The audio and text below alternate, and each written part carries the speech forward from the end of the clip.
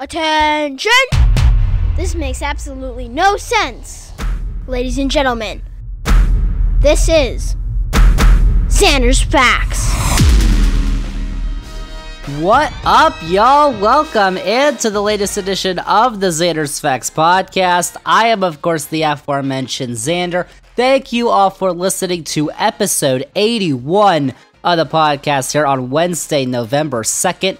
It is a huge, massive podcast because this week we are focusing on the midterm elections, which you may or may not have heard, but those are coming up pretty soon, less than a week from when this podcast drops, so you might want to start paying attention if you haven't already. If you have, that's great, but I've got all the facts that you need to get ready to vote if you haven't already, to know everything that's going on, the most important issues that voters like us are keeping track of, the biggest races across the country that could decide control of the Senate, the House, governor's mansions, all across the country. There are a ton of elections that are happening this year in the United States, and we are going to go through them to make sure you all know the most important ones that will decide the future of the United States of America. We are going to get all into that in just a moment. But before we do, I just wanted to remind y'all that if you have liked the Zander's Facts podcast in previous episodes, if you think you're going to like all the facts on this week's edition, remember to follow this podcast, download this episode 81, rate and review the podcast, then go on all your socials, Twitter, Facebook, Instagram, TikTok. Zander's Facts is there. That is Zander with a Z. And most importantly, remember to tell all your friends. Spread the facts! Zander's Facts Podcast. Tell all your friends about the Zander's Facts Podcast. Zander's Weekend Facts, our weekly newsletter with the top headlines from the past week. That comes out every Sunday morning. Check it out. Link is in this episode's description. Zander's Facts Linktree has all the Zander's Facts that you need. And the brand new Zander's Facts website. ZandersFacts.com. ZandersFacts.com. That is ZandersFacts.com. And it includes the Zander's Facts Shop, one of the greatest inventions, I would argue, in the history of the world. Yeah, okay. And I'm actually, before we get to our main topic today, going to go through that again to make sure everyone knows how to get to the Zander's Facts Shop, because it is on ZandersFacts.com, but it's not on the main tab. You have to go to another tab to get to it. So if you go to ZandersFacts.com, ZandersFacts.com, ZandersFacts.com, that brings you to the homepage. The homepage has everything. It has got the link for the podcast, and then it's got the link for the Weekend Facts, the newsletter. Then it's got the link for the shop. It says the exclusive home of Zander's Facts. It's got featured products on the shop. It's got what's going on with the podcast. It's got a ton of stuff, but it doesn't have the shop. So if you are on a computer and a web browser like Safari, Chrome, Firefox, whatever Microsoft has, Edge, all those, you go to ZandersFacts.com. I'll spell it out for you again if I need to. ZandersFacts.com. That brings you to the homepage. At the top, it says 15% off of all purchases over $50 until Wednesday at the Zander's Facts Shop. That's this Wednesday. That ends Wednesday, 11:59 p.m., so I would get on that if you were you all. But below that, it says Zander's Facts, and then it's got all our tabs. Home, About, Podcast, Newsletter, Shop, and Contact. I told you what's on Home. About is basically the history of Zander's Facts, and why Zander's Facts is actually a thing. Ugh. And then the Podcast tab has everywhere you can listen to the Zander's Facts podcast. That is all linked there. And then the newsletter tab sends you straight to our Substack page, because that's where Zander's Weekend Facts is located, and you can also listen to the podcast there on Substack. And then you have the shop. You also have the Contact tab, where you can contact Zander's Facts if you've got any facts or any complaints. I don't know why you'd have any complaints, they're facts. But if you did, you would fill out that form. But on the shop tab, you've got Zander's Facts Shop. That brings you to a whole nother dimension. The Zander's Facts Shop, the only place to grab your facts swag. At the top, it says explore the fact shop. That brings you to all the products. There are 50 products on the shop right now. All of them are amazing, by the way, but that brings you there. Then you scroll down, you've got featured facts on the shop. We've got a couple products in the featured section, which you can check out. Then featured collections. So this is where we group them into collections. On the homepage of the shop, there's outerwear. So you got hoodies, sweatshirts, sweaters, all that stuff. Headwear, hats, beanies, yes, shirts, stickers, of course, and kids. Because you are never too young to learn the facts. True. There you go. But then, under that, it says view all. That brings you to the collections page. That's got all the collections. Accessories. The accessories has a ton of stuff. Socks, mouse pads, AirPods cases, because everyone uses their AirPods, drawstring bag, water bottle, headband, flags. Oh my gosh, there's a ton of stuff on there. Check out the accessories. And then you've also got all products. Those are also on there if you want to check out all 50 products. Bottoms, shorts, pants, that stuff.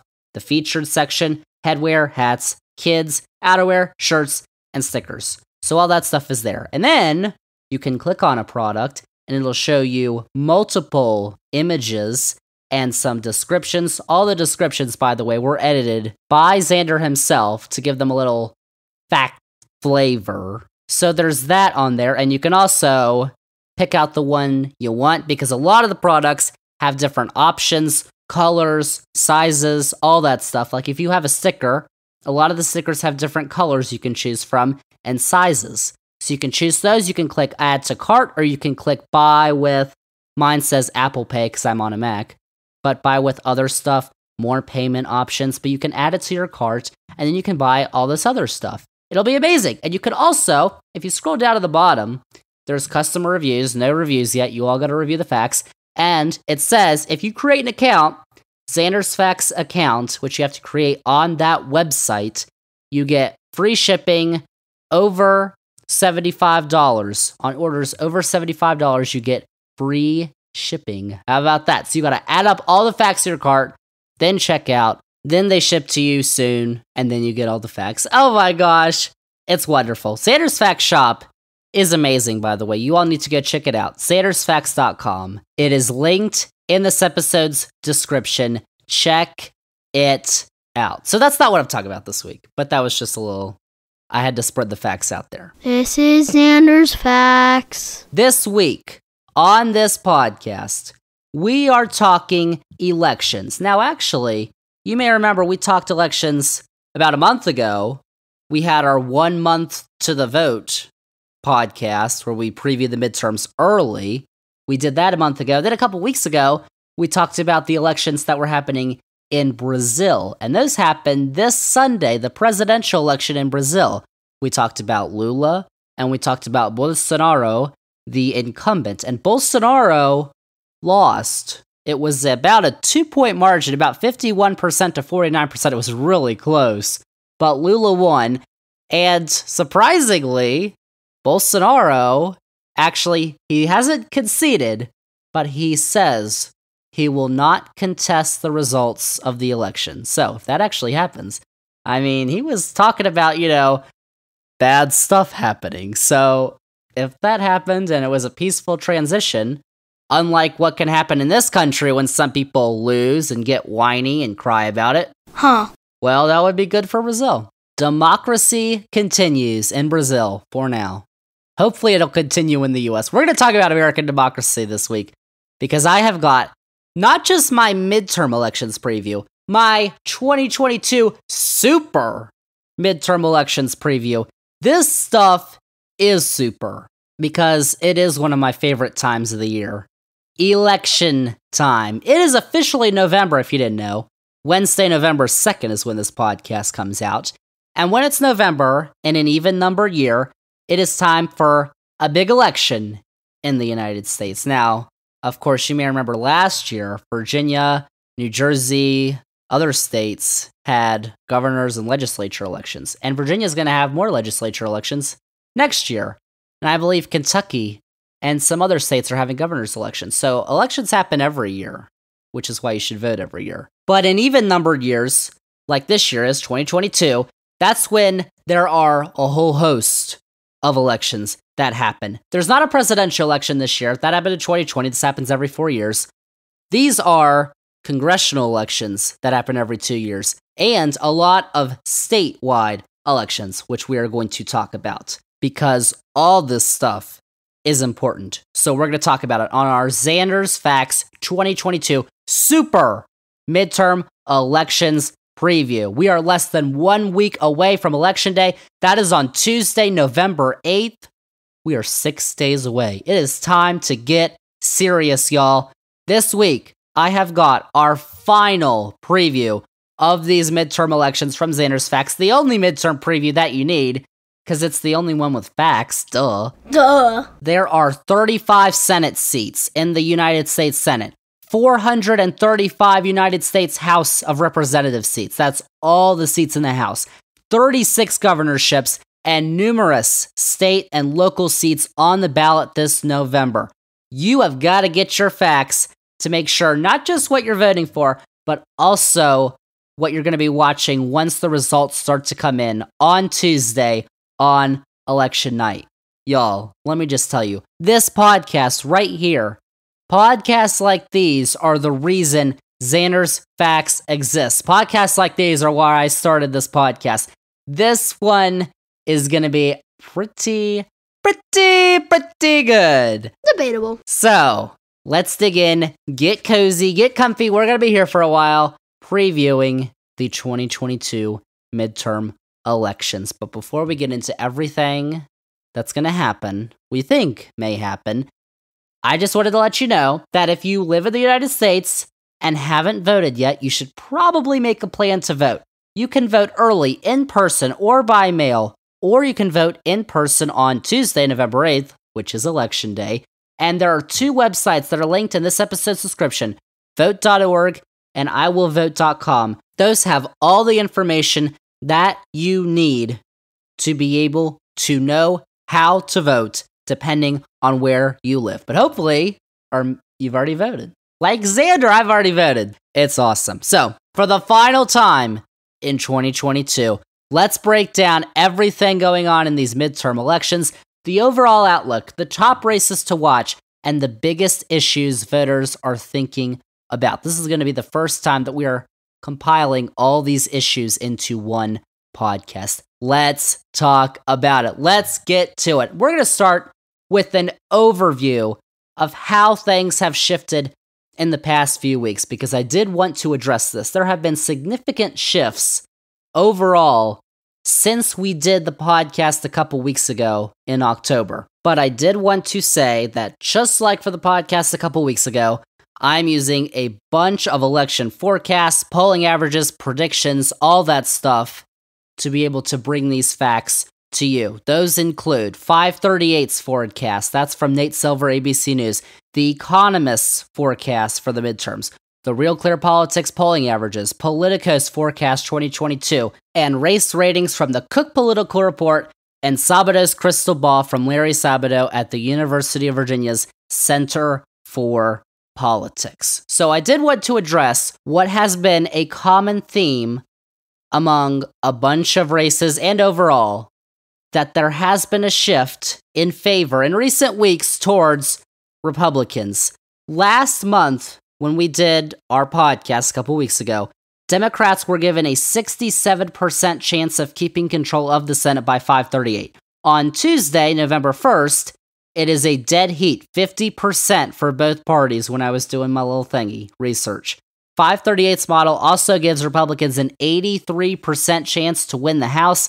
That is up from 69% nice a few weeks ago. Nice. You've also had polling averages that have shifted in favor of Republicans, and race ratings have been leaning towards Republicans in the last few weeks. So, the big reason is, Zander, why is this happening? I will tell you. Actually, I don't actually know, but there are some reasons why it might be happening.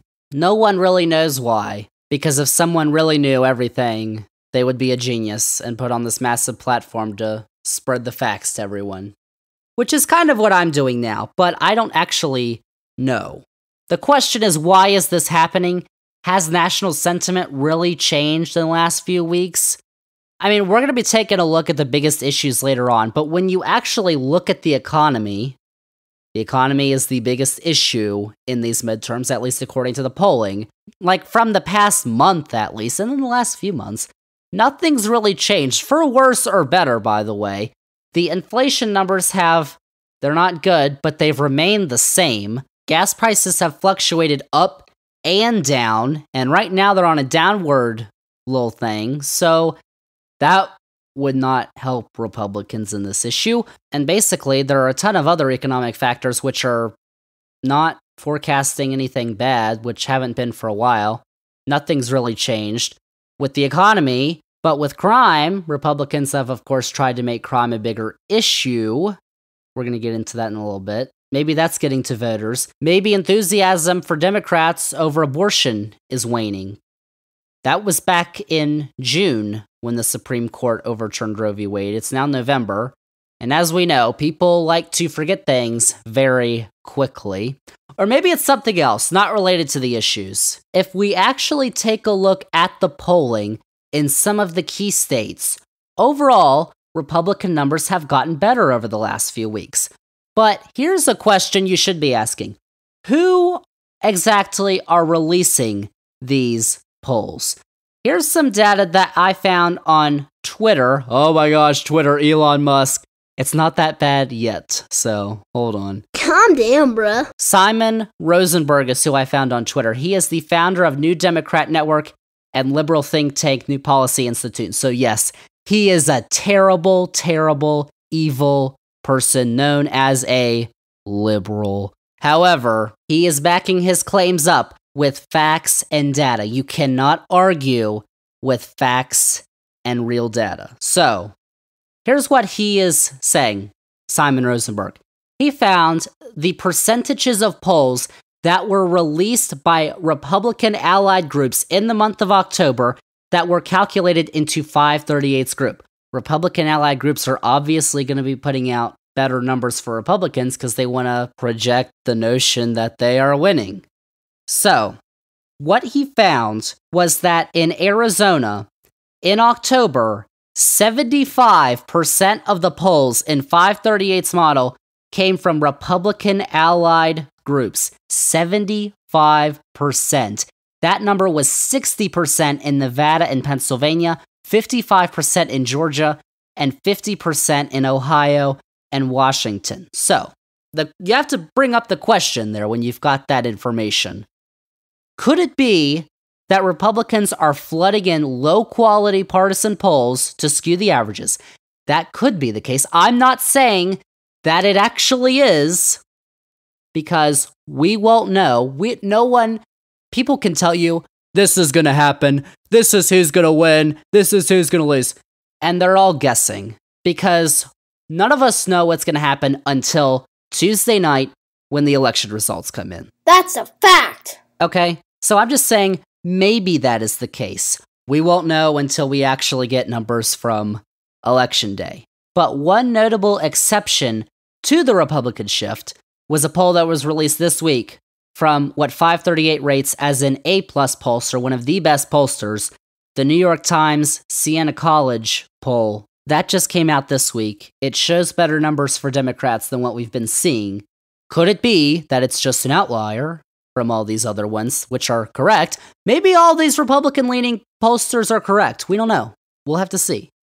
Or maybe this is more in line with reality.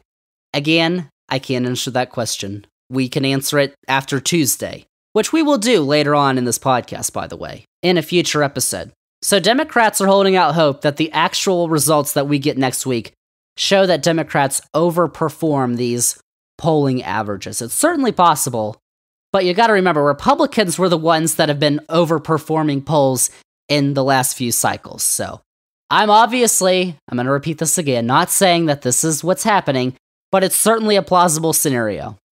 It's just a theory that may or may not be true. We will see if it's true. If you say so. So there's that.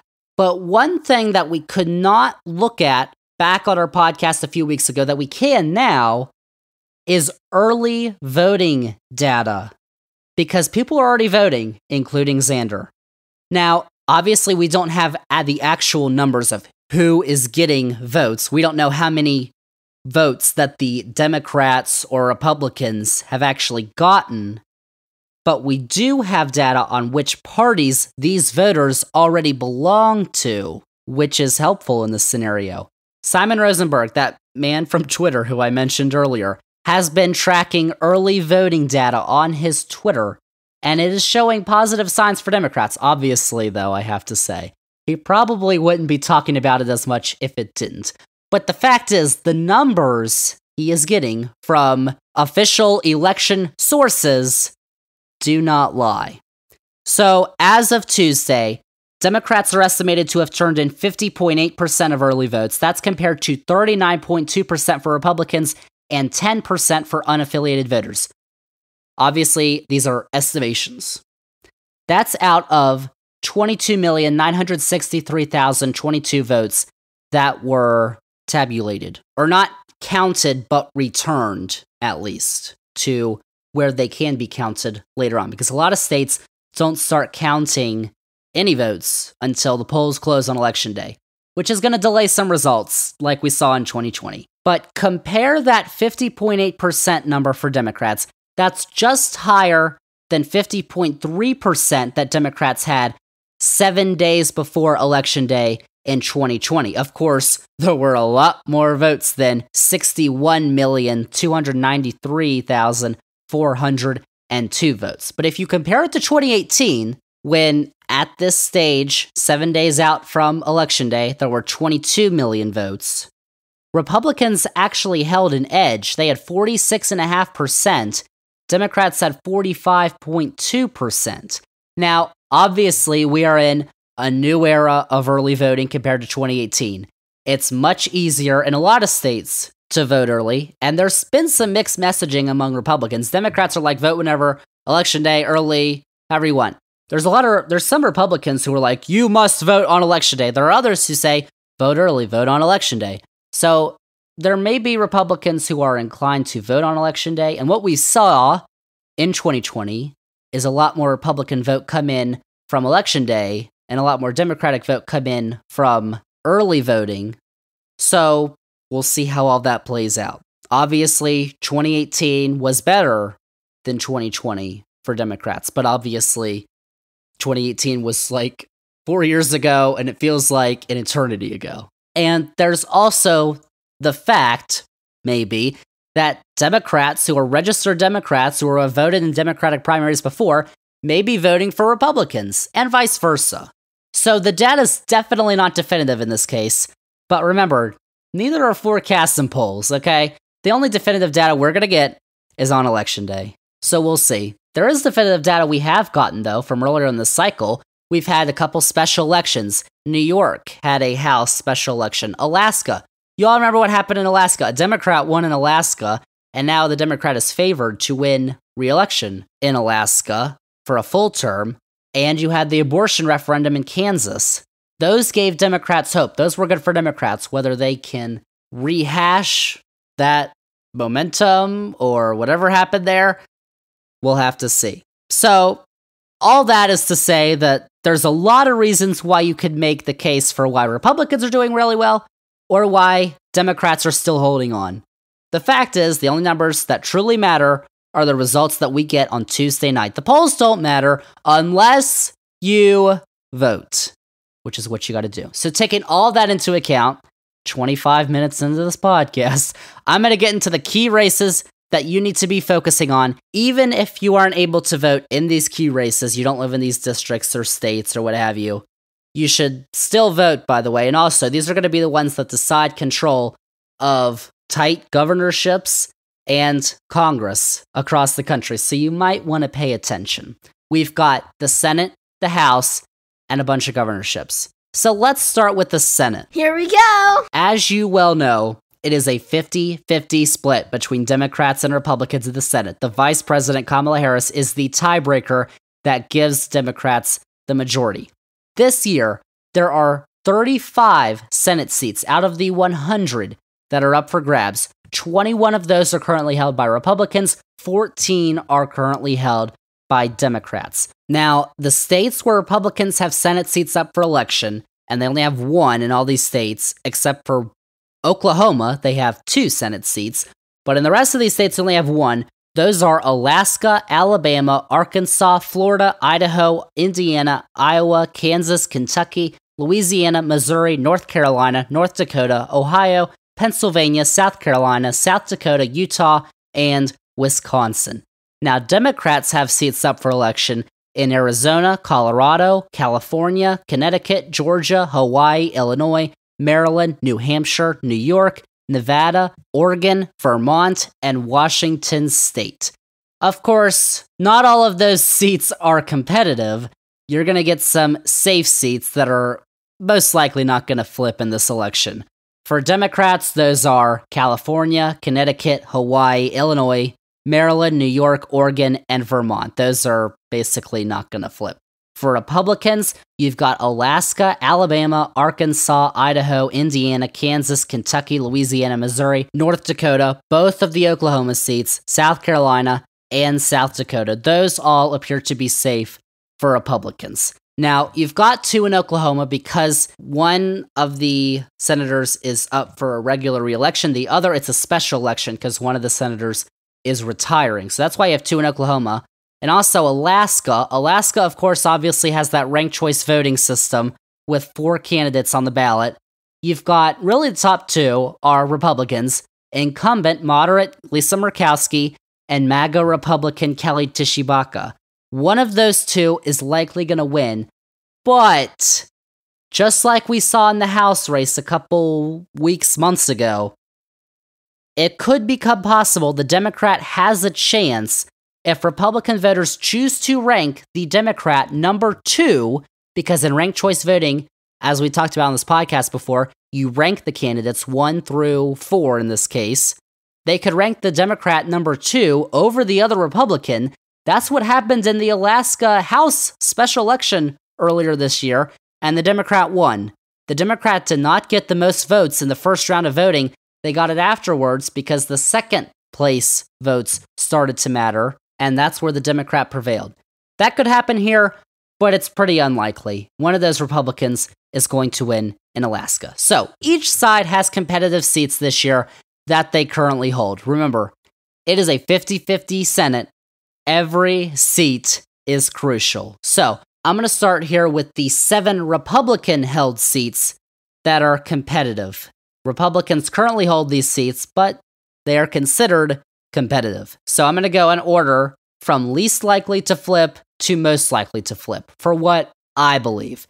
So we've got Utah, Iowa, Florida, Ohio, North Carolina, Wisconsin, and Pennsylvania. Let's break these down, and let's start with Utah and Iowa, which we didn't get into last time on the podcast because they were not considered competitive. Utah's race is really interesting because the incumbent senator, Republican Mike Lee, is not facing a Democrat. He's facing an independent, Evan McMullin, who is a former Republican who left the party because of Donnie Boy. He still identifies as a conservative, but he says he's not going to caucus with either party if he gets elected, which could be very, very interesting. And that's definitely a contrast with Lee, who has definitely cozied up to Donnie Boy in recent years, and went on Fox News, I believe, Sean Hannity's show, and basically told everyone, Sean, I need help. I could probably find that audio, but, he sounded pretty desperate. I don't think he should have. I think that Lee is still going to win. 538 gives him a 96% chance of winning. Most of the polls show him ahead, but some by small margins. Sabato's Crystal Ball, Cook Political Report, and Politico all rate the race as likely Republican. I think that Utah's probably not going to flip, and it wouldn't even flip to the Democrats. It would be independent. But same for Iowa. Iowa does have a Democrat facing the incumbent Republican senator. Pidgin, man! 89-year-old Republican Senator Chuck Grassley. Don't let the Republicans in Iowa tell you Joe Biden is too old when they're about to elect an 89-year-old man. Oof. for a 6-year term, by the way. He would be 95 when that ends. He is up for re-election against Democrat Michael Franken. And Grassley's race is also rated likely Republican. He's been given a 96% chance to win by 538, 99% by The Economist. The only thing that I think has drawn this race a little closer recently is you had a poll. Now, a single poll is, whatever. But this poll does something, because this was a Des Moines Register poll that was conducted by Selzer & Co. and Selzer.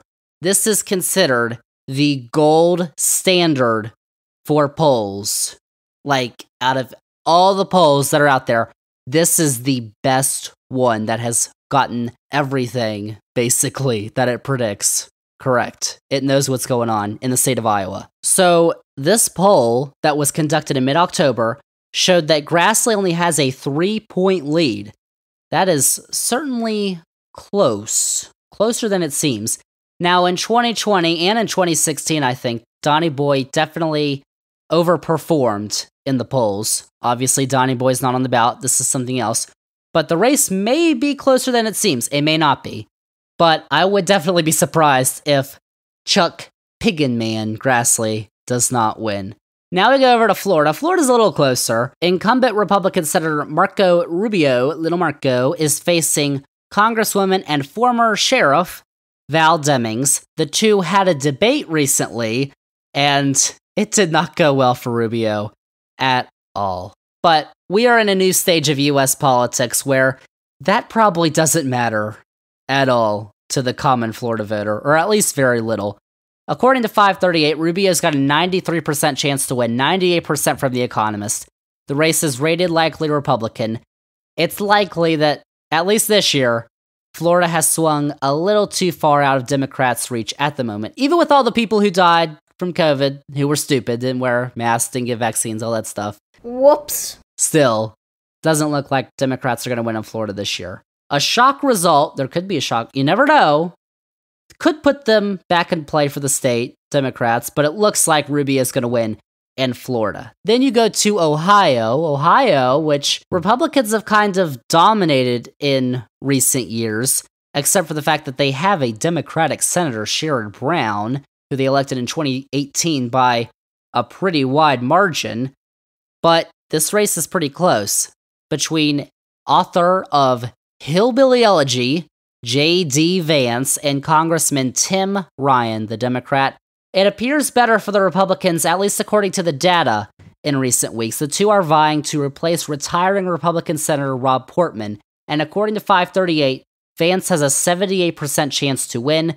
The Economist, he has an 81% chance to win. I think that back when we did the podcast a couple weeks ago, Ryan was favored to win according to The Economist. Not anymore. And the Real Clear Politics polling average has Vance up 2%. But hold on. Pause. Here it comes! I want to talk to you all about Real Clear Politics, because this is basically the only site in the entire web internet sphere, which is ridiculous, that conducts an average of polls. But Real Clear Politics, if you go on that website, that is littered with right-wing garbage articles. Like, if you read that stuff, just the headlines are nauseating. Like, it's disgusting. And first off, they don't write the articles. They find them on the internet and then they link them on their webpage. And also, apparently, they tend to favor Republican pollsters in their averages. So, I'm not so sure about Real Clear Politics. Is it real clear? I don't know. We will see, though.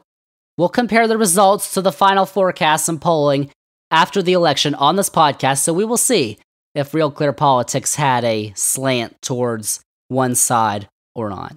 So we'll see. But anyway, for the Ohio race, the three raters all have Ohio as lean Republican.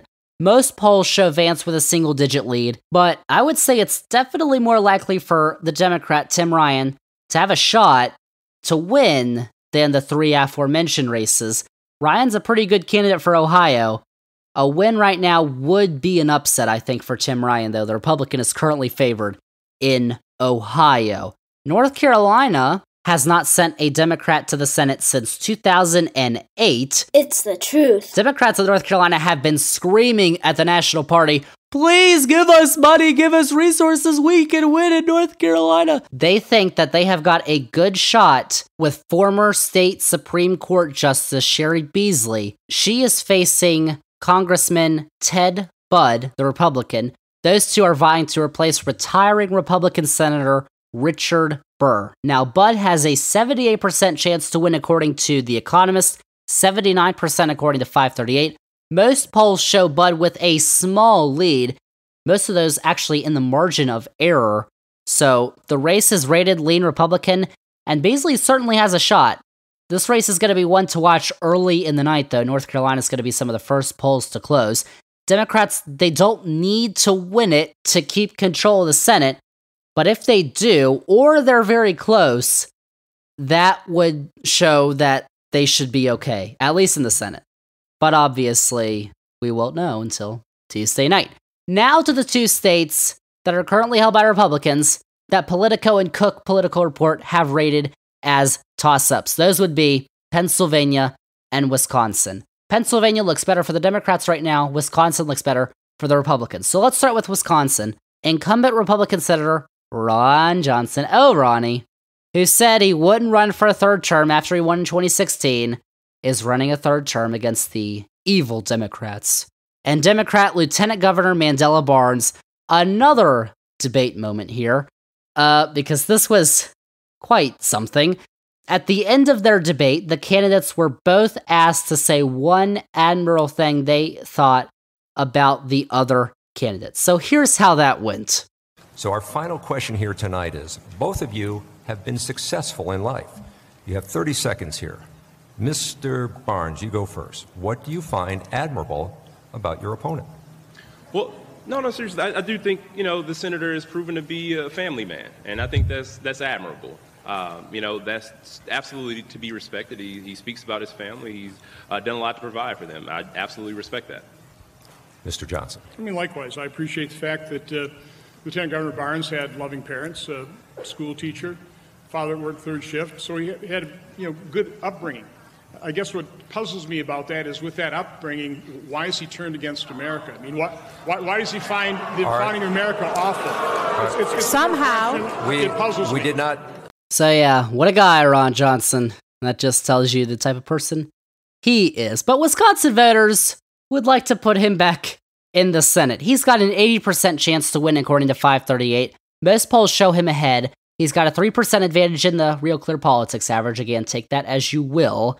And an 89% chance to win according to The Economist. The crystal ball says lean Republican for this race. Of course, the others say it's a toss-up. I mean, I would think that in a state that Joe Biden won, where you have another Democratic senator, it would definitely be disappointing for Democrats if they cannot win against a crazy MAGA conspiracy theorist candidate. Talked about the 2020 election was rigged. It wasn't, just so you all know. If they can't win in that state where Biden won in 2020, I mean, I don't know. Even Johnson is incumbent, but he's crazy. Like, you heard what he said, he's crazy. I don't know. But now to Pennsylvania, where the race between Lieutenant Governor John Fetterman and everyone's favorite doctor, Mehmet Oz, has gotten tighter, at least according to the data. This would be a flip if Democrats can win, but it's one that they really, really need to if they have any chance at keeping control of the Senate, or at least they want to expand their majority, which they really want to, but they would, take keeping the Senate over the other party having the Senate. But it looks more and more like split ticketers are coming back out of the woods from extinction.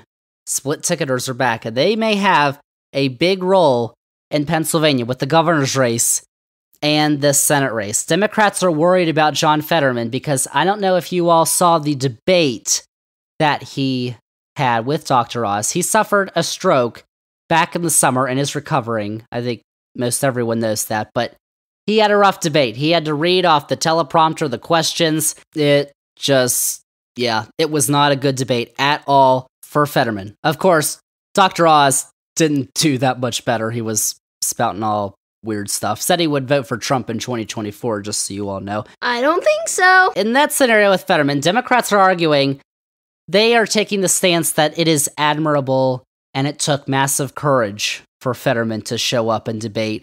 Republicans are arguing he is not fit to serve. Of course, he's recovering from that stroke. He's getting better. Republicans are nominating Herschel Walker in Georgia. Basically, I could see how that could make people think some things like that, Republicans' arguments for Fetterman, but you've also got Dr. Oz, who you would then be voting for, and I don't know if people are going to be that enthusiastic for the doc. But right now, Fetterman's given a 58% chance to win from 538, 55% from The Economist. Those two numbers are much lower than a few weeks ago, though, but those were already declining into the debate. Sabato's crystal ball has this race as lean Democrat. And that recent New York Times poll that I mentioned a little earlier, which was conducted both before and after the debate, has Fetterman up 5 points. Results are likely going to take time, mostly everywhere, of course, on election night, but especially in Pennsylvania, as we saw 2020 was one of the final states to finally get a prediction. But if Democrats lose this race, I mean, if they lose this, I don't think they win Wisconsin, Ohio, North Carolina, and some others that we're going to mention. So if they lose Pennsylvania, that might just be it for Democrats. Now, over to the 6 competitive seats that Democrats currently hold. Let's rank them in order from least likely to most likely to flip. Those 6 are Washington, Colorado, New Hampshire, Arizona, Georgia, and Nevada. Let's start with Washington State. That race, where incumbent Democratic Senator Patty Murray and Republican Tiffany Smiley appears to have tightened a bit, but Murray should not lose. No polls show Smiley a lead. 91% chance to win according to 538, 93% from The Economist. If this race is even close, it's a bad night for Democrats. Democrats should not lose in Washington State. Same in Colorado. Incumbent Senator Michael Bennet is facing Joe O'Dea, the Republican, who has tried to position himself as a moderate in an increasingly blue state. Bennett's got a 91% chance to win from 538. The Economist gives him a 99% chance. In this case, too, no polls show Bennett losing. It should not be close. If it is, that's trouble for Democrats nationwide. Bennett should stay in the Senate. And then you've got New Hampshire, which is a little closer. National Republicans have rallied behind extreme candidate Donald Bolduc, hoping to pull off a big upset, but like some of the other candidates out there, he a little crazy. Incumbent Democratic Senator Maggie Hassan is currently favored to win. She's got a 76% chance according to 538, 79% according to The Economist. Most polls show a single-digit lead for Hassan, and there's probably going to be some ticket splitters. We're going to talk about New Hampshire a little bit later, but incumbent Republican Governor Chris Sununu is expected to win re-election, but Hassan should not lose this race. Another where Democrats should not lose. It may be very close. If it is, that probably means trouble for Democrats. Hassan should not lose in New Hampshire. Now, those, you can kind of clump those 3. Democrats should win those, and they probably shouldn't be close. The next 3 are going to be close, we know that. Get ready. Starting with Arizona, incumbent Senator Mark Kelly, the astronaut, who is married to former Congresswoman Gabby Giffords, is facing venture capitalist and MAGA boy, Blake Masters. Kelly has a similar 2-point lead to Hassan in the Real Clear Politics average. Take with that what you will. 78% chance to win according to The Economist, but only a 67% chance according to 538. Now, the polls and the forecasts have gotten closer recently. That could, of course, be from the Republican polls that are flooding the state. Remember, 75% of the polls that were in the 538 average in October were Republican polls from Republican Party pollsters. Fact! So just remember that about Arizona. If that comes to fruition, if we see, if we see results in Arizona that, for the Democrats, are much better than what the polling averages and the forecasts are suggesting, that means that that was probably the case. But If not, then those Republican pollsters may have turned out to be right. So, but we will see. But a poll in that state that is not a Republican bias poll is the New York Times Siena College poll. That came out earlier this week. It showed Kelly up 6 points. The race, according to the crystal ball, is lean Democrat, but it's a toss-up for Cook and Politico. This is a state Democrats have to win. They have a strong candidate, and Blake Masters, he would be a major Donny Boy lackey. Ugh. So now you've got Georgia, everyone's favorite former football player, who got a lot of things out of football, might I say. Dang. Herschel Walker is facing incumbent Democratic Senator Raphael Warnock, who, as I mentioned, is the pastor of Ebenezer Baptist Church in Atlanta, which is the church in Atlanta where Martin Luther King Jr. was co-pastor.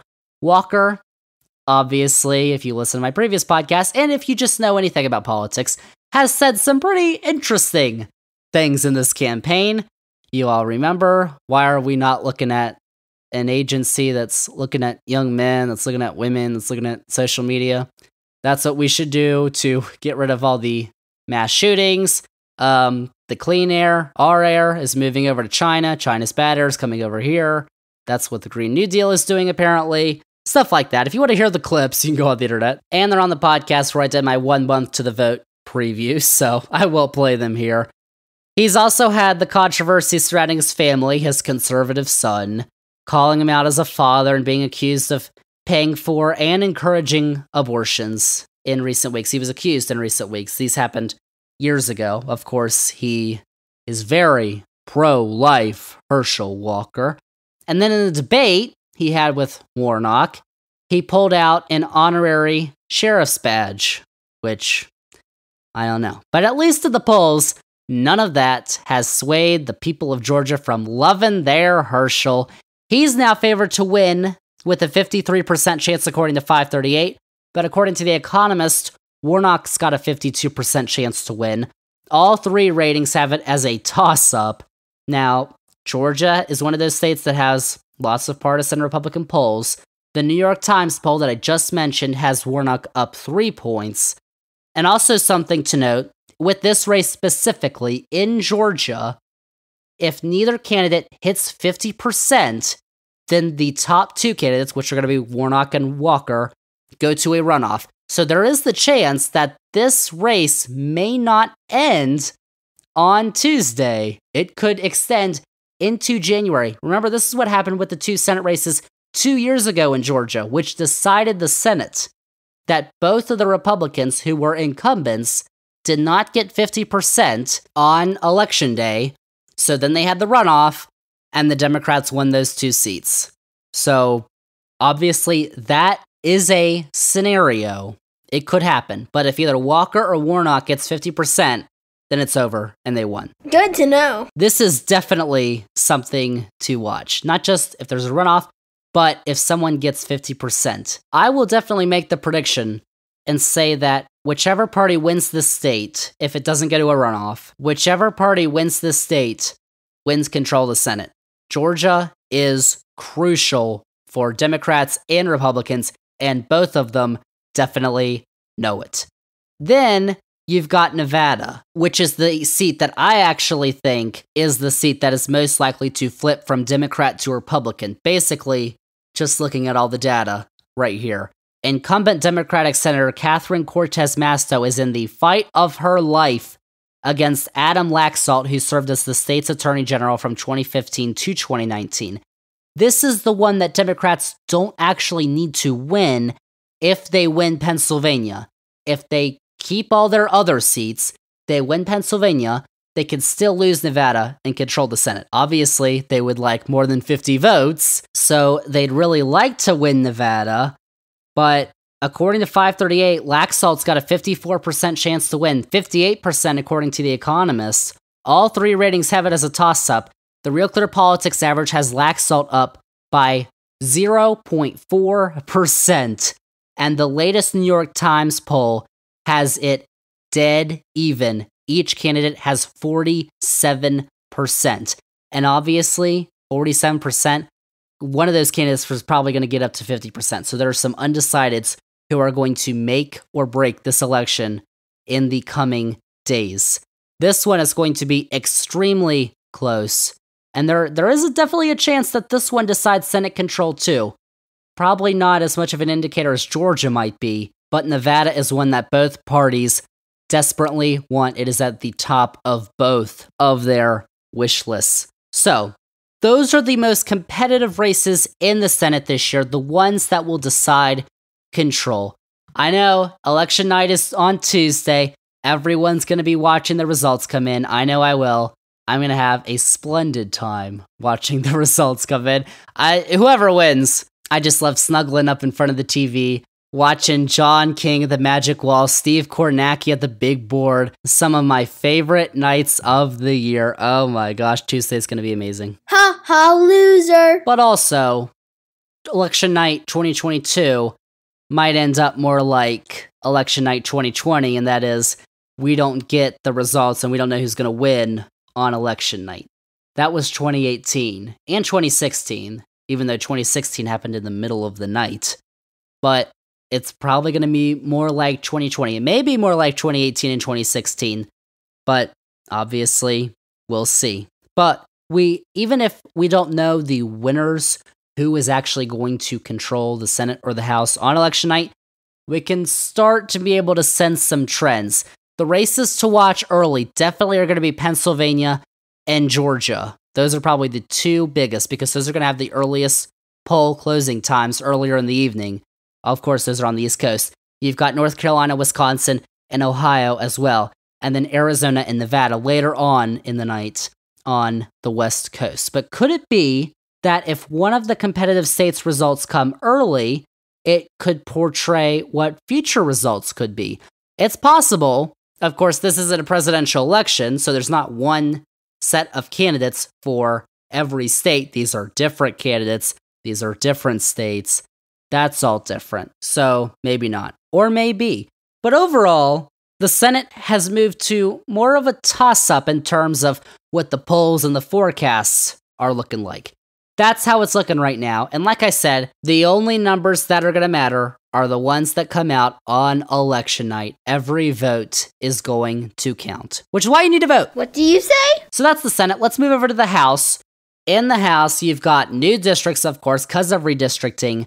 Those could have a significant impact on who is going to control the chamber next year. The polling and forecasts are also showing better numbers for Republicans in the House, just like the Senate. Just like every 2 years, all 435 seats are up for grabs in the House. 218 seats are needed for a majority. And right now, 222 seats is the number the Democrats have for the majority, 213 for the Republicans. But 538 gives Republicans an 83% chance to gain control of the House. The Economist says that Republicans win 75 out of 100 simulations in their model. Now, the Economist model says that Republicans, on average, will win 224 seats compared to Democrats' 211. 538 is predicting that Republicans will win 230. 538 also has the popular vote margin at 4.2% for Republicans, while the generic ballot average is 2.8% for the Republicans on Real Clear Politics. That's a lot of numbers. That may be because of those Republican pollsters. We obviously are not going to know until we actually get the results. The Economist model has a dead even forecast share of the vote, so that's different than what 538 has in Real Clear Politics. But as it has looked for basically this entire cycle, Republicans are favored to win the House. Now, the margin looked much lower this summer, but Republicans' chances, at least according to the forecasts and the polls, have gone back up in recent weeks. Now, of course, all of the 435 seats are not going to be competitive. There's a ton of seats where one party is just going to cruise. We are in a new redistricting cycle, and that's resulted in even more of those districts that have safe Democrats or Republicans where they're just going to cruise. Really don't even need a campaign because they know they ain't going to lose. 538 is projecting that 196 Republican seats are safe and 165 Democratic seats are safe. So you add those up, you've got 361 seats out of 435 that are not going to be competitive. That just leaves 64 competitive seats. And now, that's according to 538. The Economist actually rates 105 districts as competitive. Obviously, they're going to have different criterias and stuff, but they're all pretty similar. Sabado's Crystal Ball rates 82 districts as competitive, that being they are either toss-ups or lean or likely towards one party is what competitive districts means. Politico has 119 competitive seats, and the Cook Political Report rates 76 seats as competitive. So finding the average of all that, we can say that there are around 89 competitive House districts this election cycle. It's a fact. So there are a bunch of districts to watch when it comes to control of the House of Representatives, but the most important races are going to be the ones rated as toss-ups, not just leans or likelies, but toss-ups. For all the ratings and forecasts I've seen, the races that are rated as toss-ups are going to be the ones that decide the election. And more often than not, there are a lot more democratically held seats that are rated as toss-ups than seats that are held by Republicans. In fact, according to 538's ratings, Democrats would need to win all 11 toss-up rated seats and at least one of the 4 seats that are rated as Republican-leaning to win control of the House. Democrats would need to win around 2/3 of the Economist's 22 toss-ups, and they would basically need to hold all 25 of the toss-ups that they hold that are rated by the Cook Political Report. So when we take a look at the ratings from the Cook Political Report, there are 35 toss-ups in total, and these are the ones to watch. You've got 25 held by Democrats, 10 held by Republicans. These are the 35 seats that are going to win the House for either the Democrats or the Republicans. So, those 35 toss-up seats, 25 are held by Democrats right now. Those seats, those districts, are Oh, yay. California's 13th, 47th, and 49th districts, Connecticut's 5th, Illinois' 17th, Indiana's 1st, Maine's 2nd, Michigan's 7th, Minnesota's 2nd, New Hampshire's 1st, Nevada's 1st and 3rd districts, New York's 3rd, 4th, 17th, and 19th, Ohio's 13th, Oregon's 6th, Pennsylvania's 7th, 8th, and 17th, Rhode Island's 2nd, Virginia's 2nd and 7th districts, and Washington's 8th district. Now, the 10 toss-ups that are held by Republicans currently are Arizona's 1st district, California's 22nd and 27th, Colorado's 8th, North Carolina's 13th, Nebraska's 2nd, New Mexico's 2nd, New York's 22nd, Ohio's 1st, and Texas's 34th district. Notably, there are 2 Republican seats, Illinois 13 and Michigan 3, that are currently rated lean Democrat with no Republican incumbent running. There are also 10 seats that are currently held by Democrats that are rated as either lean or likely Republican. That's obviously due to redistricting. Those districts are Arizona's 2nd and 6th, Iowa's 3rd, New Jersey's 7th, Oregon's 5th, Florida's 13th, Minnesota's 10th, Tennessee's 5th, Texas's 15th, and Wisconsin's 3rd. Now, out of those 10, pay close attention to Iowa's 3rd district and New Jersey's 7th, because both of those are rated lean Republican by the Cook Political Report and by 538, but those are the only 2 out of those 10 that have Democratic incumbents running. If the Democrats can win at least one of those, they've got a shot in the House. If not, they could probably still win, but if the margins are large in those districts, then the Republicans are probably going to win the House. So those are 2 races to definitely watch. But out of all those races, I've got another 2 races that you should definitely be watching early in the night.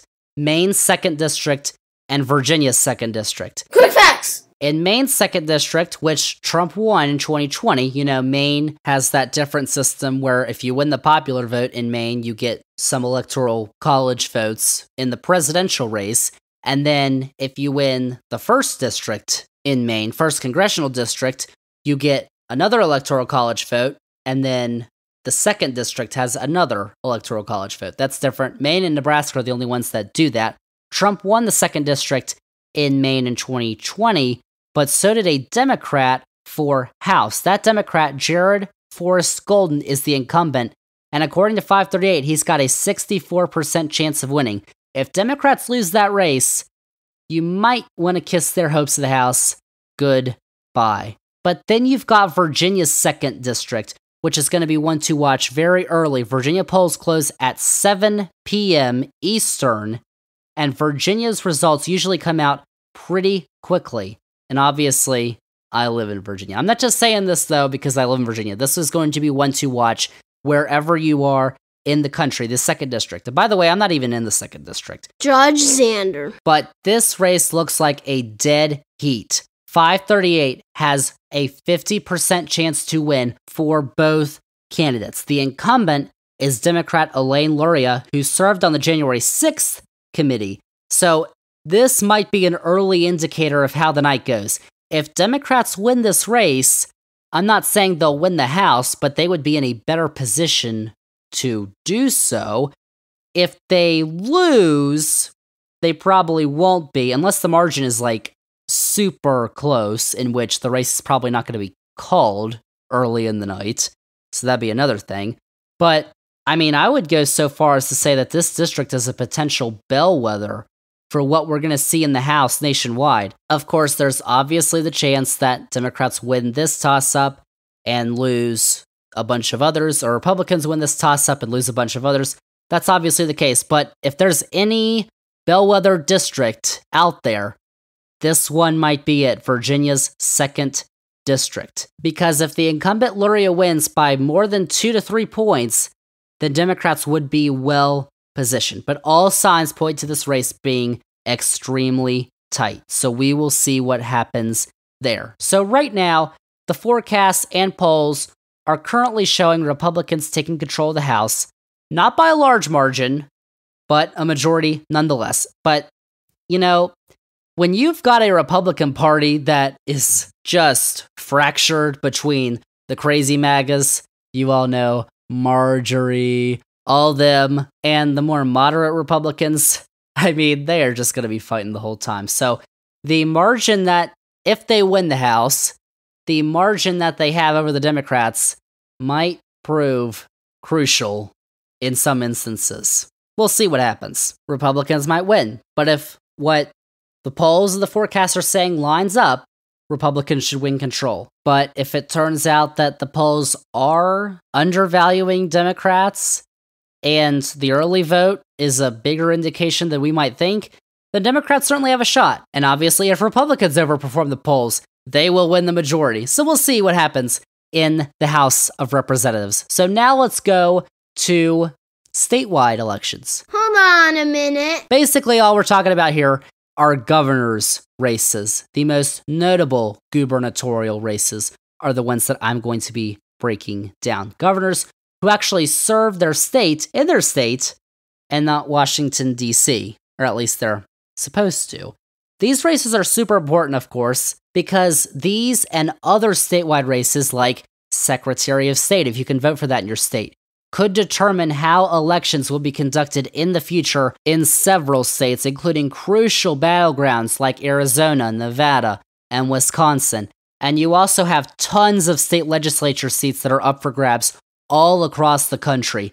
There are 88 state legislative chambers that are up for election this year. That is out of 99 nationwide. So that's a big number. And right now, before we obviously get the election results, Republicans currently hold 62 of those legislative chambers compared to 36 for Democrats. And one of those, the Alaska House, is organized under a multi-partisan power-sharing coalition.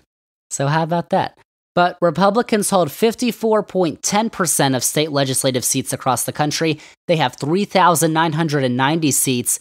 Democrats hold 44.32% of these seats with 3,271 seats. Obviously, those are spread out across all the 50 state legislatures across the country. Cool facts, bro. But a ton of these are up for grabs. It is very likely that you are going to be voting in elections for your state legislature this year. Not in Virginia, that's next year. But everywhere else, mostly everywhere else, you probably are going to be. And those have big, major effects on what goes on in your state, which could definitely affect your life. So there's that. But back to the gubernatorial races, there are 36 governorships out of 50 that are on the ballot this year. Currently, Republicans hold 28 governorships, Democrats control 22. So there are only 14 governorships that are not on the ballot this year. 6 of those are Democrats, 8 of those are Republicans. And out of the 36 that are up for election this year, 16 are currently held by Democrats and 20 are currently held by Republicans. So let's start off with the seats that are definitely not going to flip. I guess I can't say definitely, but like they're not. I'll just say that. Or what we would consider safe seats.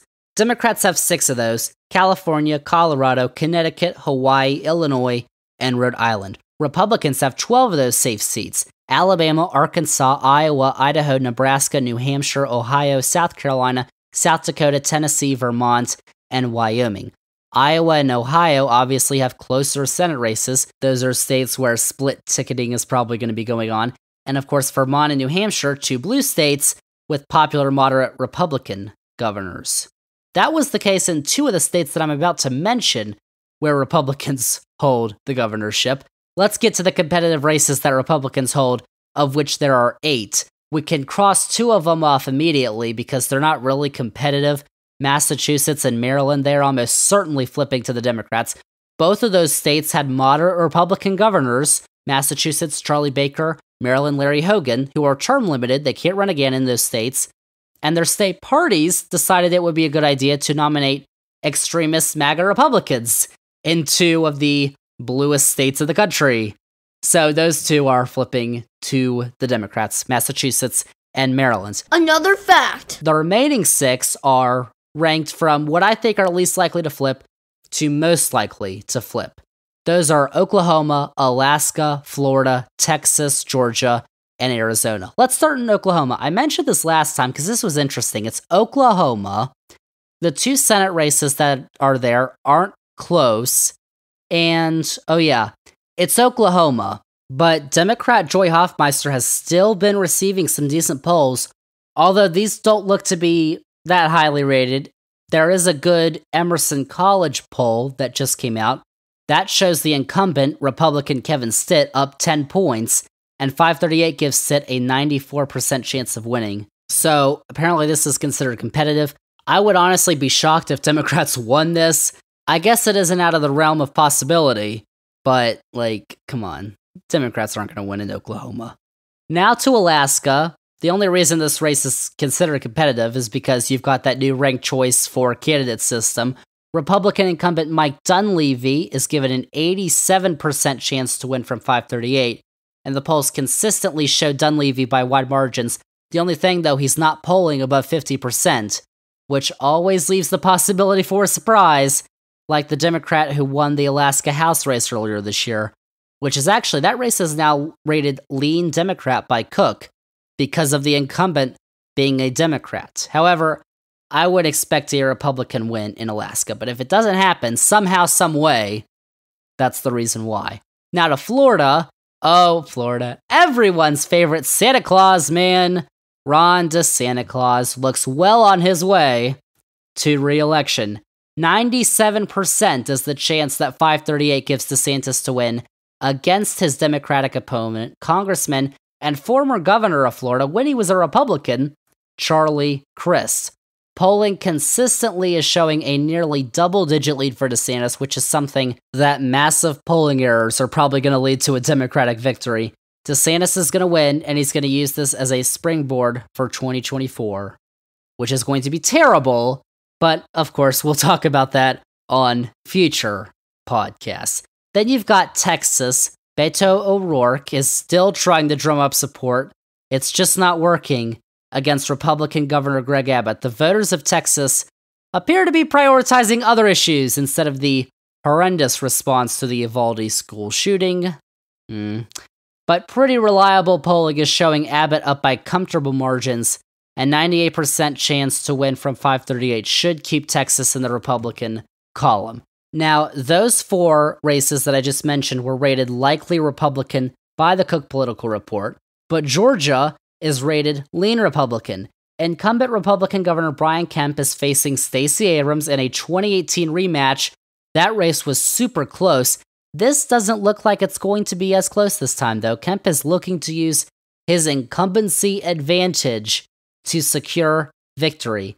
While he has signed voting rights and abortion bills that are not popular, his decision to push back against Trump's claims that the 2020 election in Georgia was rigged, which were false, is likely going to save him. This week's New York Times Siena College poll had Kemp up 5, so it looks like there's going to be split tickets in Georgia, and expect Kemp to win, even if Warnock wins that Senate seat. Now to the race that is considered a toss-up, Arizona, where extreme former local news anchor Kari Lake, who does question the results of the 2020 election, is facing State Secretary of State Katie Hobbs, the person who was in charge of validating the 2020 election in Arizona. There has been a massive polling shift towards Lake recently. Real Clear Politics has the average at 2.8% for Lake, and now, obviously, remember that data I gave you, 75% in October. That's mostly partisan Republican polls, but the New York Times poll shows this race is tied at 48%.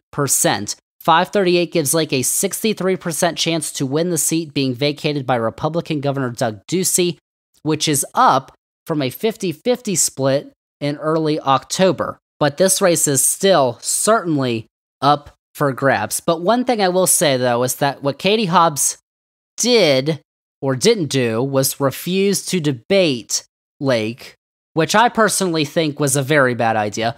Whether that actually hurts her enough to where she loses in this age of politics, I mean, we'll have to see.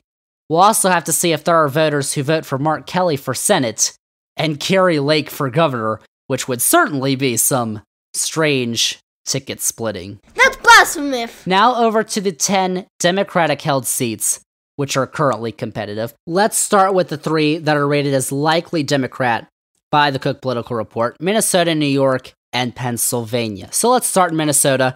Incumbent Democrat Tim Walz is currently ahead in the Real Clear Politics average by over 4 points and is favored with a 91% chance to win by 538 over his Republican opponent Scott Jensen. Walz should win, and probably by a comfortable margin if Democrats are going to have any hopes at anything else nationwide this year. Republicans have started to hype their chance, though, in New York, but come on, that's not going to happen. Yes, Democrats did have the controversy, Andrew Cuomo, all that stuff. He's gone, and Kathy Hochul is now running to serve a full 4-year term. Her opponent is Congressman Lee Zeldin, who represents the 1st District of New York, who voted against certifying the results of the 2020 election. So, Yikes! yeah, not happening in the state of New York. Hochul maintains a wide lead in polls that are not GOP partisan funded. She's given a 97% chance to win from 538. She will win in New York. And then there's Pennsylvania, where State Attorney General Josh Shapiro is facing extreme MAGA candidate Doug Mastriano, who wants to ban abortions with no exceptions and believes that Donnie Boy won the 2020 election, not just in Pennsylvania, but nationwide. In a state with a tight Senate race, Shapiro was given a 96% chance to win the seat that is being vacated by Democratic Governor Tom Wolf. That's according to 538. Wolf is term limited. The New York Times poll shows him up 13 points, Shapiro. Republicans probably could have definitely helped their position in this seat, and potentially for Oz in the Senate, if they hadn't picked, like, a loony. Like, this man is frickin', like, I don't want to say the word stupid, but, like, he's got issues. But they did, and they're gonna get smacked. In Maine, incumbent Democratic Governor Janet Mills is given a 91% chance to beat her Republican challenger Paul LePage. That's according to 538 in a seat that is rated as lean Democratic by the Cook Political Report. I think that Mills is probably going to win by a comfortable margin, even though Maine's a little weird. They elected Susan Collins. Then you've got Michigan, where polling hasn't been as good for incumbent Democratic Governor Gretchen Whitmer recently, but still good enough where it would be a major surprise if she didn't win. She's ahead 3.4 points in the Real Clear Politics average, an 88% chance to win according to 538 over Trump favorite Republican Tudor Dixon. The race is down to single-digit margins, but it should be Whitmer prevailing. That is the result. The third of the states rated lean Democratic by Cook is New Mexico. You've got incumbent Democratic Governor Michelle Lujan Grisham, who Biden reportedly considered for his vice presidential pick. She's ahead in the quality polls available and 4 points in the Real Clear Politics average, given an 83% chance to win over Republican opponent Mark Ronchetti by 538. New Mexico could sometimes be interesting, but incumbency advantage is probably going to pull Lujan Grisham into another term. And now, the final four. The 4 Democratic-held governorships that are currently rated as toss-ups by Cook. Let's start with Kansas. Yes, Kansas. Incumbent Democratic Governor Laura Kelly won her 2018 race basically because the Republicans just put out like the worst candidate imaginable, Chris Kobach, who was just awful. Awful. She won, and to defend her seat, she is facing State Attorney General Derek Schmidt. Remember, this is Kansas, a ruby red state, barring Kelly's 2018 race, but also the abortion referendum back in August. Abortion rights won by a surprising 18 points. Cook, Politico, and the Crystal Ball all have this race as a toss-up. 538 gives Kelly a 60% chance to win. There is a lack of polling in this race, so I would say there's a decent chance for both candidates in Kansas. Now over to Nevada. Incumbent Democratic Governor Steve Sisolak is in a dogfight with Clark County Sheriff Joe Lombardo. Clark County is the county with Las Vegas in it in Nevada. Democrats on the ground have said Nevada is not looking good, and that may be the case here. This toss-up seat has Lombardo with a 55% chance to win, according to 538. He was 4 points ahead in a different New York Times poll that was released recently. For Democrats to have a chance in Nevada, they may want to be hoping for polling errors to become reality. But early voting signs are showing that they could hold on. I mean, we'll have to see until results start to come in, but Nevada is super close for both governor and Senate this year. Then there's the interesting case of Oregon, a solidly blue state which could elect a Republican governor. That's because an independent candidate is throwing a wrench into things. The top 3 candidates that are currently vying for the position that is being vacated by Democratic Governor Kate Brown are Democrat Tina Kotek, Republican Christine Drazan, and former Democrat, she was a conservative Democrat, and now independent, Betsy Johnson. Johnson's not going to win, but she is making things a lot harder for Kotek by potentially splitting some of the Democratic vote. Now, make no mistake, this race is only close because of Johnson, and recent polling shows that there is a dead heat between Kotek and Drazan, and whoever gets the most votes wins. You don't need to hit 50% like you do in Georgia. So, whoever gets the most votes is the winner. And right now, Drazan has a 51% chance to win, a Republican in Oregon with anti-abortion views.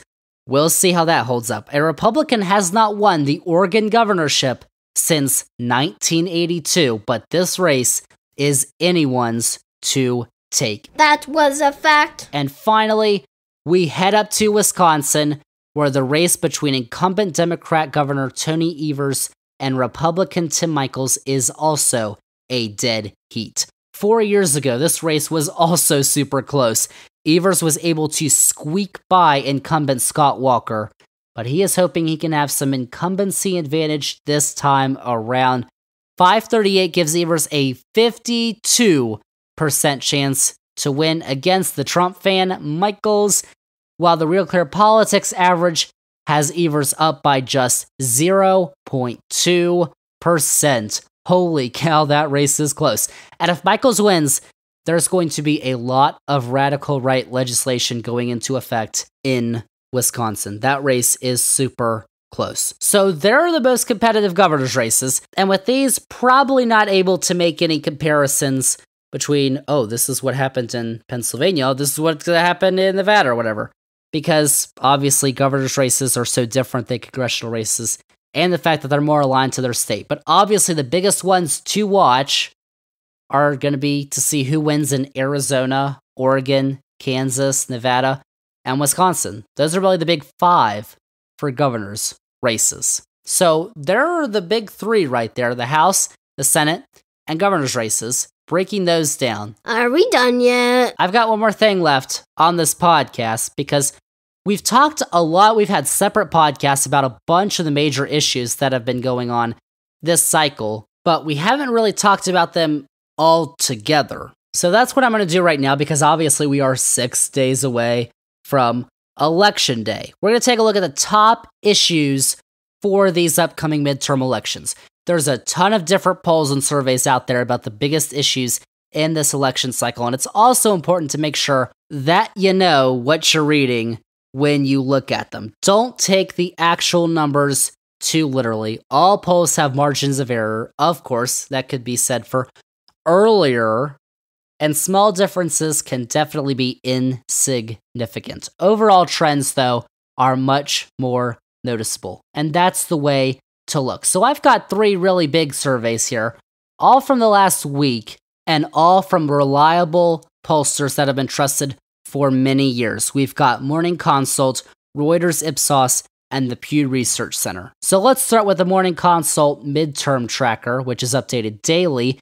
It asked about the top issues that are driving voters' decisions for the 2022 midterms, with the 8 choices that they had being the economy, Ukraine, immigration, education, abortion, gun policy, COVID, and crime. For all voters in total, the economy is the top issue. 80% say it is very important when deciding whom to vote for. Now again, don't take that 80% number literally. That's more of a generalization. But in this case, crime is second at 61%. So the economy has been shown as the most important issue this cycle. Then you've got a bunch grouped together. Abortion, gun policy, immigration, and education are all between 52-48%. Then you've got Ukraine and COVID at 33%. Now I'm going to address those issues. Obviously, we're going to get to that in a second. But let's take a look at the rest of the data first. Elsewhere in the Morning Consult poll, it found that congressional Democrats were found to hold trust advantages over congressional Republicans when it comes to healthcare, COVID, education, and guns, with the average issue favoring Democrats by 6 points. Now, Republicans hold edges when it comes to immigration, the economy, and national security. And it was also found that while Joe Biden's approval sits at 44% from likely voters, Democrats and Republicans are essentially tied when asked if they are extremely or very enthusiastic about voting at 65 and 64%. Too many facts. Now, in the Reuters Ipsos poll, or survey, which was released last week, respondents were given 6 options for what the most important problem the country is facing today is. 29% said inflation, 15% said jobs in the economy, 8% said gun violence and mass shootings, 7% abortion, 6% immigration, and 6% for climate and environment. In regards to the economy, 45% said that their personal finances were weaker than a year ago, 33% said they're about the same, 21% said they are stronger. That led to 41% of respondents saying they are saving less money now. When asked which party has the better approach for tackling inflation, 42% said Republicans, 31% said Democrats. We'll get to that. But with abortion, 46% said they favor Democrats, only 25% said Republicans. And then with healthcare, 31% said Republicans, 43% favored the Democrats. And finally, when asked if you are certain to vote or have already voted, 85% of Republicans said yes, compared to 83% for Democrats and 57% for independents. The Dem and Republican numbers basically even, so it's looking like independents, who they favor, it's going to be up to them probably this election cycle, like it usually is. And in the Pew Research survey released last week, 79% of registered voters say the economy is a very important issue for them. 70% say the future of democracy, 64% for education, 63% healthcare, 61% say violent crime, 56% abortion, and 54% for foreign policy and immigration. Now, for those issues, those who say the economy is very important favor Republicans. That's the same with violent crime and immigration, while those who say the future of democracy, healthcare, and abortion are very important tend to favor Democrats. These are facts. Those are the three surveys. Now, how about an analysis of these issues? It's pretty clear, as I've said, I think for months now, that the economy is the biggest issue. It usually is. It's the economy, stupid. And it's mainly due to rising prices because of inflation, along with gas prices. Now, you may remember, I talked about those two issues specifically, extensively, in a previous podcast back in June, which is titled It's the Economy, Stupid, which you should go check out if you haven't. In that podcast, I broke down why inflation and gas prices are the way they are, and why I don't think that Democrats should be getting the blame that they are. But in any case, some people just don't listen to facts. So sad. And are still mostly blaming Biden and the Dems. So, if you're gonna vote for Republicans on this issue, why? It doesn't make any sense just because they're the opposition. You could say that, but that's dumb. That's like saying I'll vote for anybody other than Trump. I don't care who it is. Okay, what if it's Hitler? Like, okay, but I'm just saying, that argument is silly. So, I went on the little interwebs and found what Republicans are proposing, not just on the economy, but on all the major issues this year. It is a document called The Commitment to America. How wonderful. I found this on the website of the Republican leader of the House, Kevin McCarthy. So, this is not me finding some weird thing on the internet and spouting lies. This is a document from the Republican leader of the House. It is factual. And you can find it online. Go look it up. So, for the economy, the document says that Republicans will curb wasteful government spending that is raising prices and growing the national debt. The only issue, of course, is that the U.S. budget deficit was actually cut in half for this fiscal year. That's the biggest drop in history, by the way. It's true! Just thought you all would know, because that is a fact. And of course, it's not just government spending that's raising prices. You can't really be blaming all this inflation on $1,200 checks that people got in February of last year. That's really not an excuse for November of 2022. It's corporate greed coming out of the pandemic as well. There's always been corporate greed, Zander. But corporations are making record profits, including oil companies. That isn't mentioned anywhere on the document, though, so I don't know. But Republicans also want to increase take-home pay, create good-paying jobs, and bring stability to the economy through pro-growth tax and deregulatory policies. So I'll just translate that for you all. They want to cut taxes, once again, which contradicts trying to lower the national debt. Why? Because they cut taxes for the wealthy back in 2017.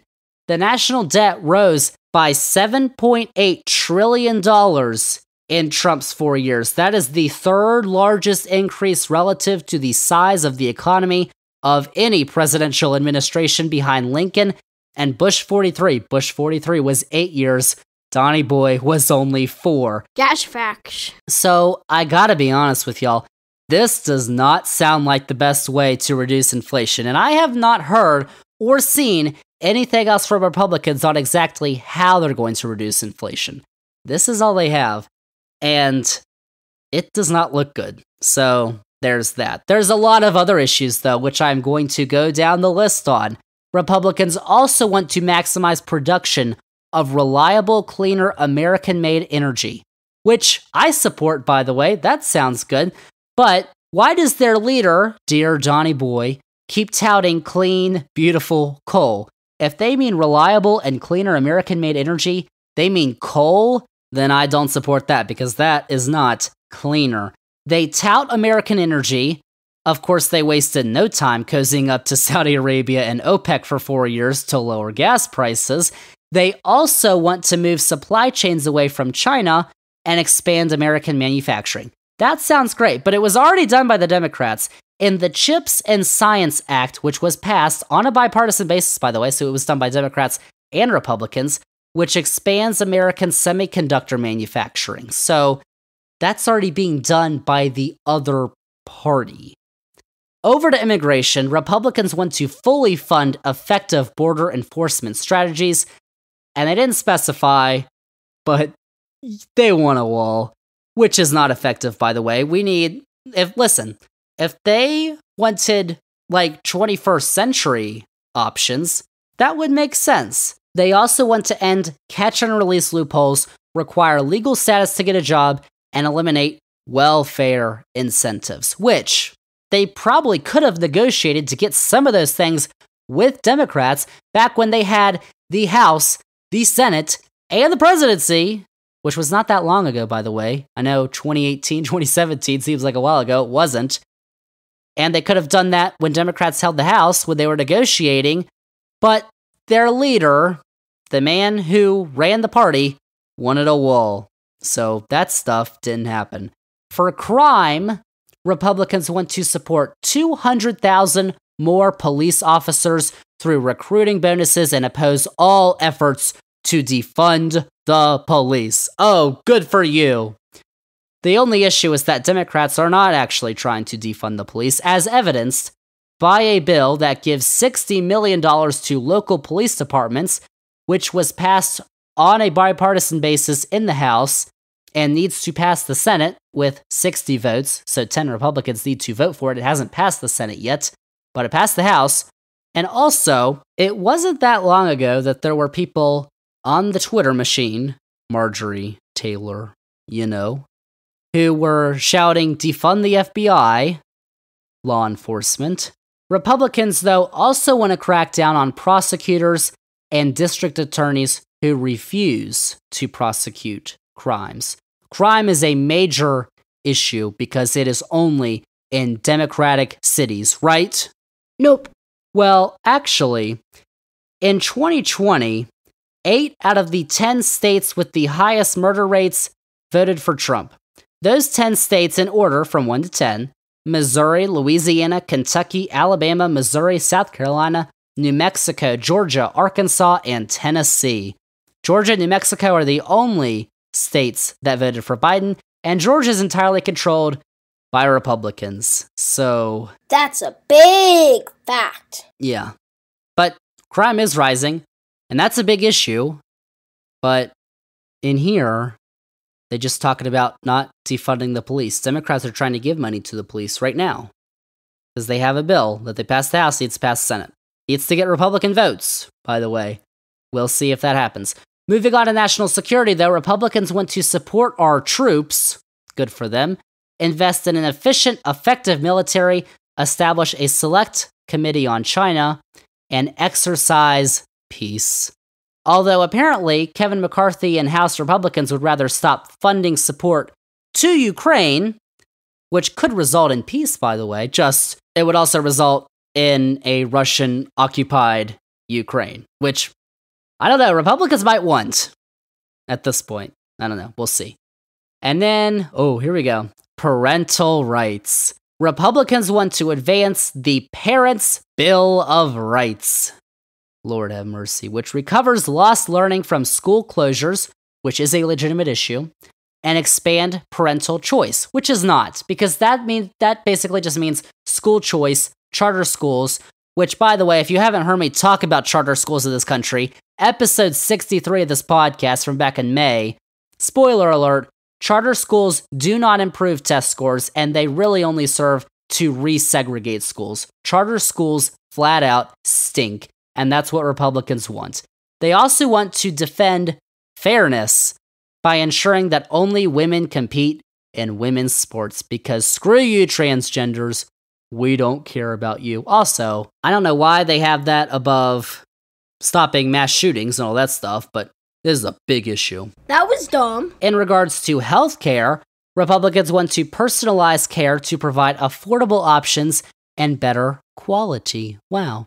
But that's all they said. So little details, meaning they don't have a plan. They didn't have a plan in 2017 when they actually tried to get rid of the Affordable Care Act, and they still don't right now. John McCain saved them because they didn't have a plan, and then everything would have gone to sugar, honey, iced tea. If they actually had a plan, they'd come out with a plan. Also, lower prices through transparency, choice, and competition, which is actually pretty funny because Republicans voted against the bill in the Congress that caps the cost of insulin at $35 a month. So that's basically a lie. And provide greater privacy and data security protections, equip parents with more tools to keep their kids safe online, and stop companies from putting politics ahead of people. You know, because we don't like that our Donny Boy was kicked off Twitter. What did he do wrong? He needs to get back on their free speech. There you go. But also, maybe don't give big tax breaks to the wealthy corporations. That might help some of that stuff. Now, the final section is titled, A Government That's Accountable. How nice. Republicans want to uphold free speech, protect the lives of unborn children and their mothers. Translation, they will try and go forward with their national abortion ban, which was already proposed by Republicans in the Senate. So that's what they're going to try and do. Guarantee religious freedom, except Muslim bans apparently, and safeguard the Second Amendment, because who cares about all those school shootings? That's literally all it says. Safeguard the Second Amendment. That's all it says about guns and mass shootings. Safeguard the Second Amendment. You know where their priorities are. Also, rein in government abuse of power and corruption. Might want to take a look at the past POTUS, Donny Boy. Require the White House to answer for its incompetence at home and abroad. That's what they want to do. Okay. They also want to end special treatment for members of Congress by repealing proxy voting and increase accountability in the election process through voter ID, accurate voter rolls, and observer access. So, you know, make sure they're not voting for Democrats, of course. By the way, I support voter ID. Just why don't we have a free ID that we give out to everyone? That's cool. Like, then it would make sense. But basically, if you require people to have an ID to vote, and it costs money, that's basically a poll tax, which was outlawed many years ago, because that's what conservatives were doing to black people in the South in the Jim Crow era. Now, finally, Republicans want to save and strengthen Social Security and Medicare, which is very interesting considering House Republicans have been on the record saying if they win the House, they will shut down the government and hold off on funding bills unless Social Security and Medicare spending are cut, which basically means benefits that millions of Americans have already paid into would be cut. Ah, yes. What a tremendous idea. There's also the idea from Florida Senator Rick Scott, Ricky, who has a plan that would sunset all federal legislation after 5 years, meaning all federal laws would need to be passed every 5 years. So that would mean Social Security, Medicare, and Medicaid would have to be passed through the Congress every 5 years. What? My God, what an awful idea. I mean, you know, Republicans are eager to make sure those don't pass. Like, make sure all federal legislation sunsets after 5 years. That is just going to massively increase somehow the gridlock in Washington, D.C., and it's going to defund all those programs. So there you go. Among the other Republican ideas on Medicare, removing Medicare's right to negotiate drug prices. This is no longer on the sheet, this is somewhere else. and removing the $2,000 cap on out-of-pocket pharmacy expenses. Of course, you probably wouldn't expect any less from Rick Scott, who was famous for running a hospital company that had to oust him after the largest Medicare fraud in U.S. history. Scott was CEO of Columbia HCA when the hospital company was fined $1.7 billion, billion with a B, for Medicare fraud. This is a fact. And then on Sunday, he went on CNN and claimed that Democrats voted to cut $280 billion out of Medicaid this year already, which is actually not true. Imagine that. So the Republicans have a lot of ideas. Most of them are not good or don't make any sense, which I just told you about. Not a lot of specifics, though, and the ones that they have are just not good. But anything that Republicans want to pass, obviously, wouldn't pass through Congress and the White House until, at a minimum, 2025. But there's all the ideas for you. Just some great stuff. But one issue I was surprised didn't come up as much when looking at all of that, the polls, the surveys, and that analysis, were elections and democracy. The percentage of voters who believe democracy is threatened in this country is very high, but either people are prioritizing other issues, or they're actually Republicans who believe that Democrats are the ones threatening democracy, which, for that, all I'll say is, propaganda really works. Rude! Listen to what Tucker's saying. Voters really are saying that, you know. It's bad that Republicans are threatening democracy, but my gas prices are too high. I just can't vote for the Democrats. If Republicans and Donny Boy get their wish of a Christian, fascist, authoritarian state, which you can't really argue they're trying to head us down towards with all the stuff they just did. They tried to attempt a coup a couple years ago. Just look at Iran for what they want to do, but with Christianity, then there's going to be much bigger things to worry about than the price of gas. So there you go. Those are the issues that are defining these midterm elections and what the facts are on those issues. Just thought I'd let you know. So there you have it. That is basically Zander's 2022 super midterm elections preview. Not just super for the elections, but super for the length of this podcast. So there are how the races are looking 1 week out, the issues that voters are thinking about the most, and what the possible outcomes could be. Once again, you can believe the theory that the polling and therefore forecast models are being infiltrated with low-quality GOP partisan polls, and that the actual data from early voting will have Democrats overperforming come election night. It's certainly possible, but it's also possible that the ratings and the forecast models know what's up and get things right. But we won't know until the first results are released Tuesday night.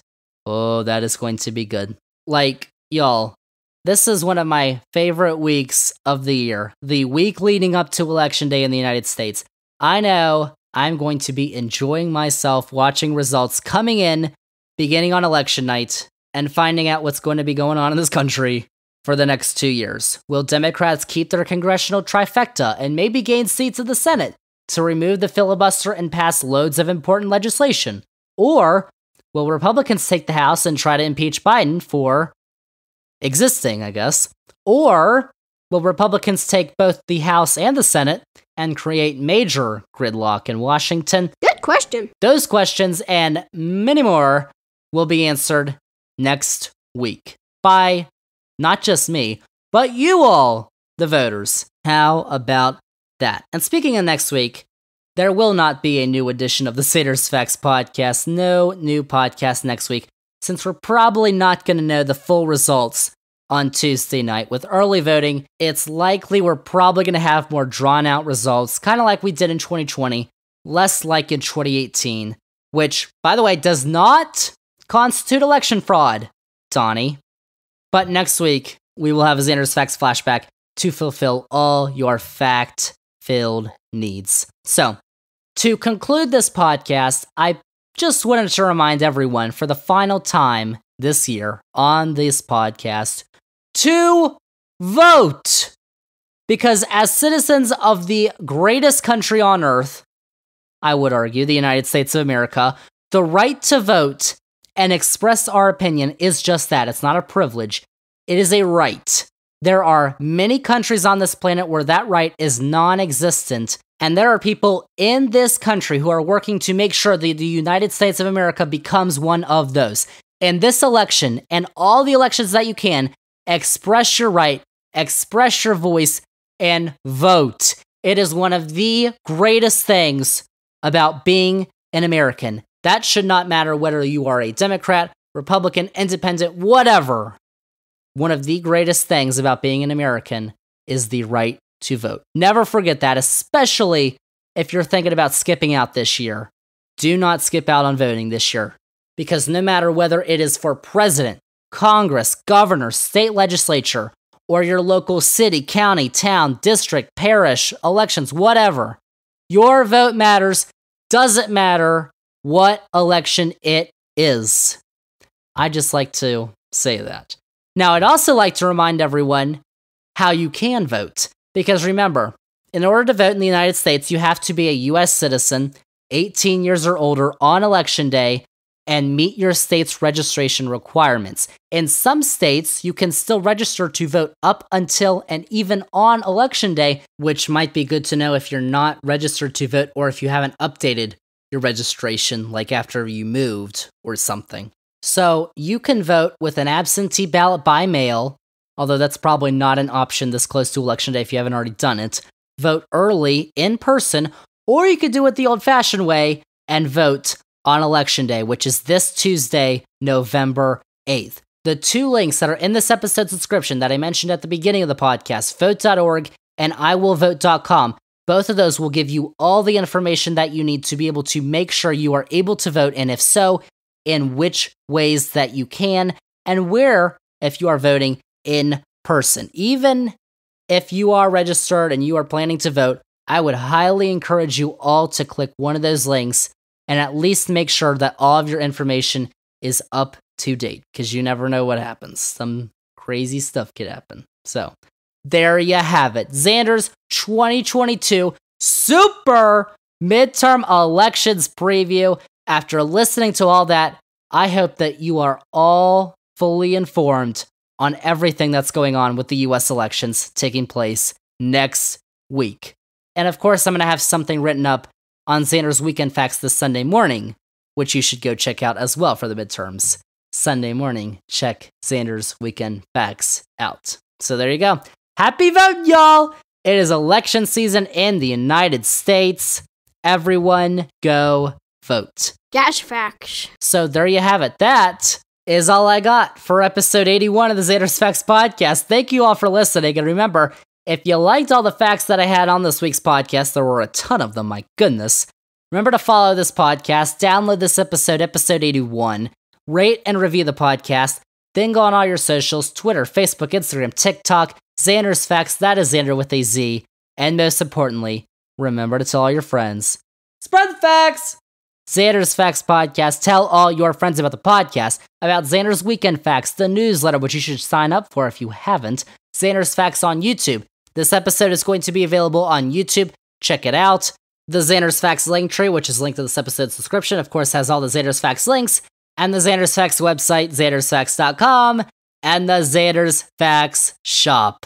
Oh, so many facts. So that is episode 81. As I mentioned, next week will not be a new podcast. I'll probably have some blurb that I'll say at the beginning that's updated on Tuesday night about how the elections are going or whatnot. But it'll be a Zander's Facts flashback next week.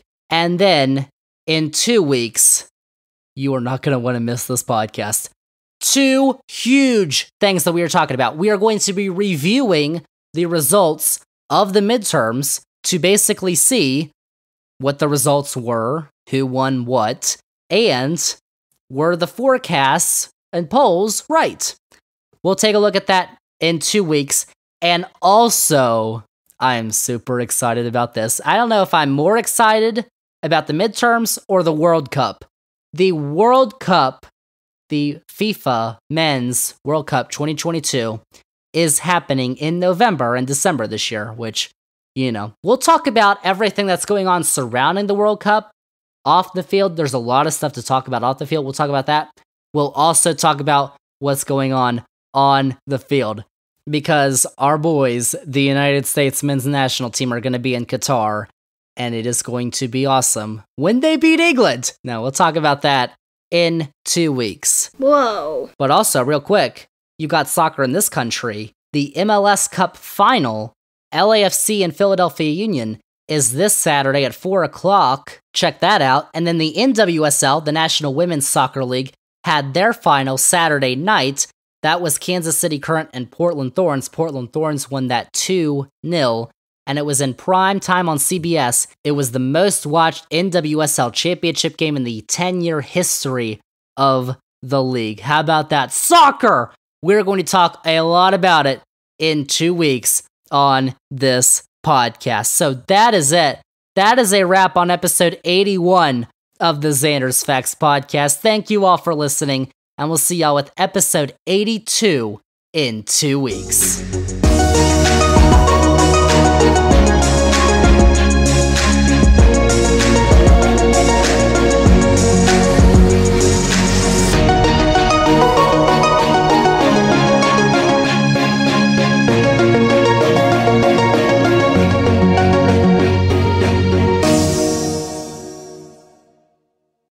ZandersFacts.com.